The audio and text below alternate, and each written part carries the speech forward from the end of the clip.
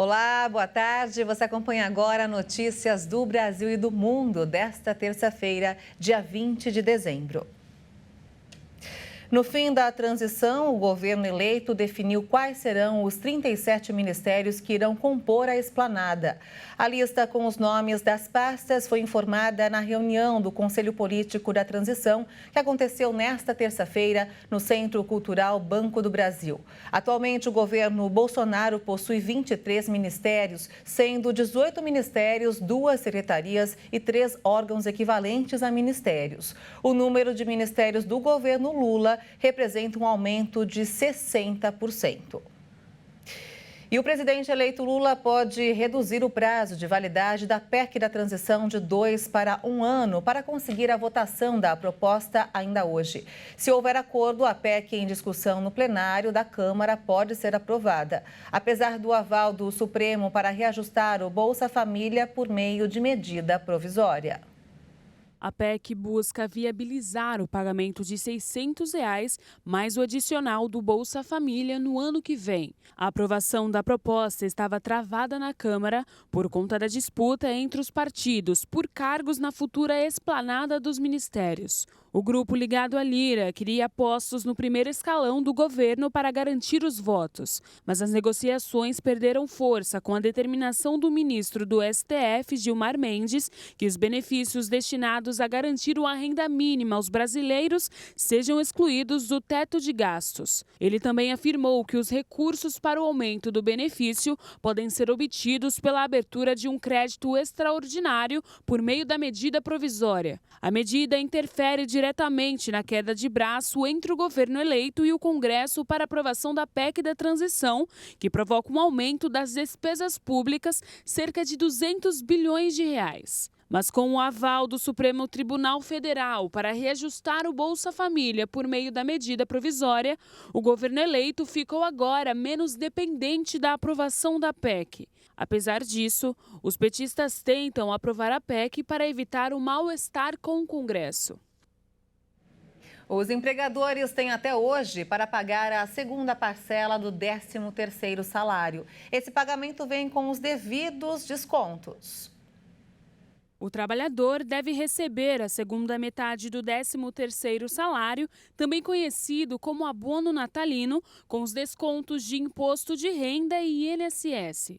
Esses descontos fazem com que a parcela seja menor do que a primeira, que foi paga até 30 de novembro. Cabe ao empregador a decisão de pagar em uma ou 2 parcelas.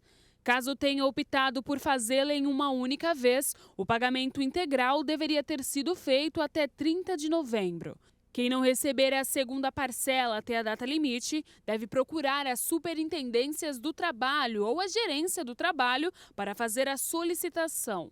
Outra opção é buscar a orientação no sindicato de cada categoria. O pagamento do 13º salário é feito com base no salário de dezembro. A exceção é para empregados que recebam salários variáveis, por meio de comissão ou porcentagens. E, nesse caso, o cálculo deve sair pela média anual dos valores.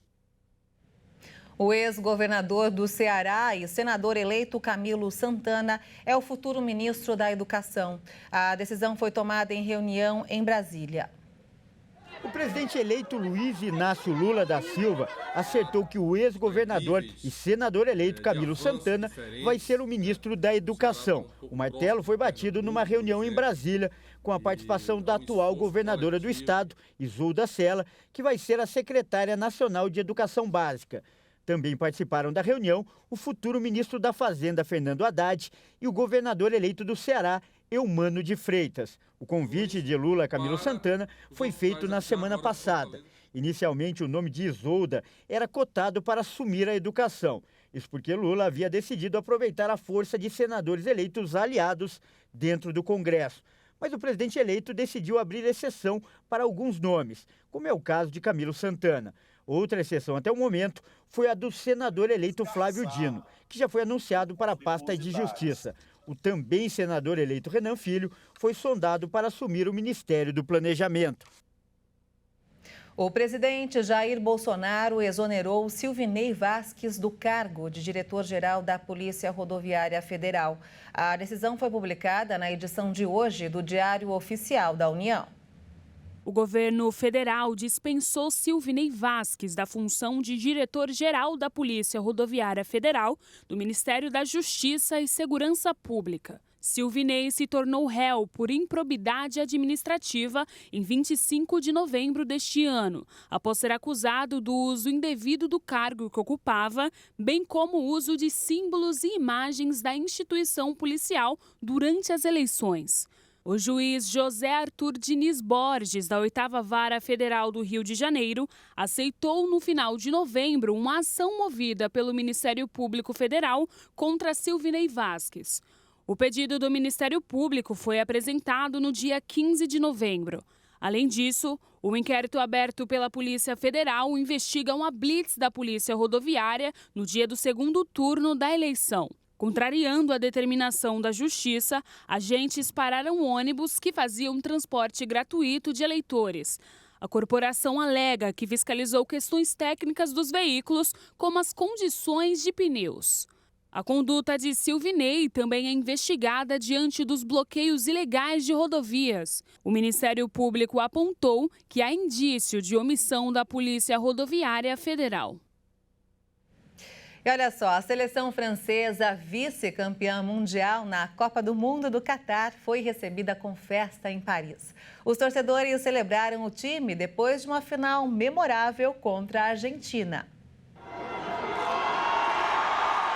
Festa em Paris para os vice-campeões mundiais. Milhares de torcedores receberam a seleção francesa na Praça da Concórdia, um dia depois da derrota para a Argentina na final da Copa do Mundo do Catar. Os jogadores e o técnico Didier Deschamps apareceram na varanda do Hotel Crillon para saudar os franceses que compareceram. O grupo tinha chegado horas antes ao aeroporto de Roissy, depois de deixar Doha. Claramente, a Argentina dominou os primeiros 80 minutos, mas foi uma partida de 120 e quase ganhamos. Estamos aqui esperando a Eurocopa e a próxima Copa do Mundo. Esperamos porque temos um grande time e estaremos lá.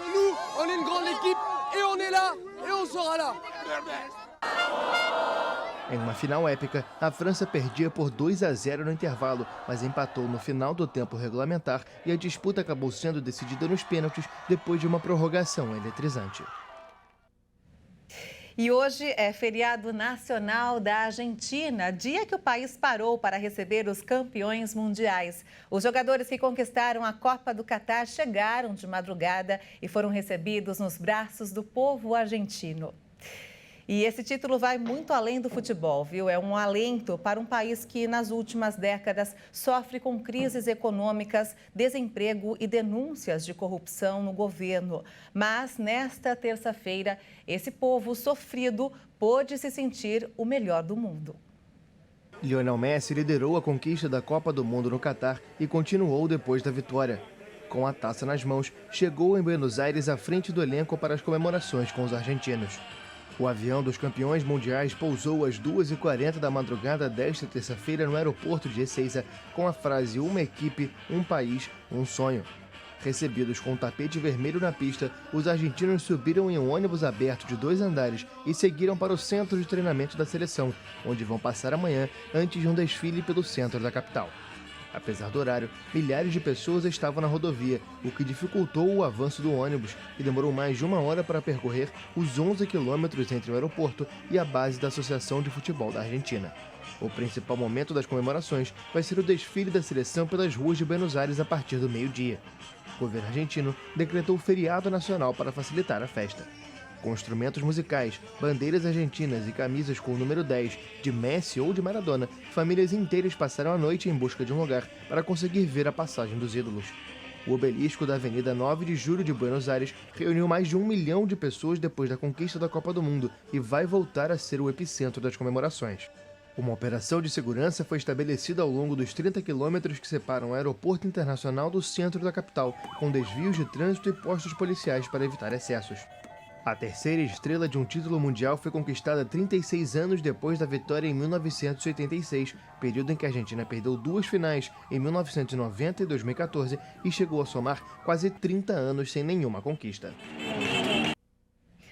Parabéns aí aos argentinos, né? E essa edição fica por aqui. Você acompanha outras informações logo mais às 5 da tarde com Beatriz do Vale. Eu volto no Jornal das 18h30 ao lado de Juliana Dariva. Até lá.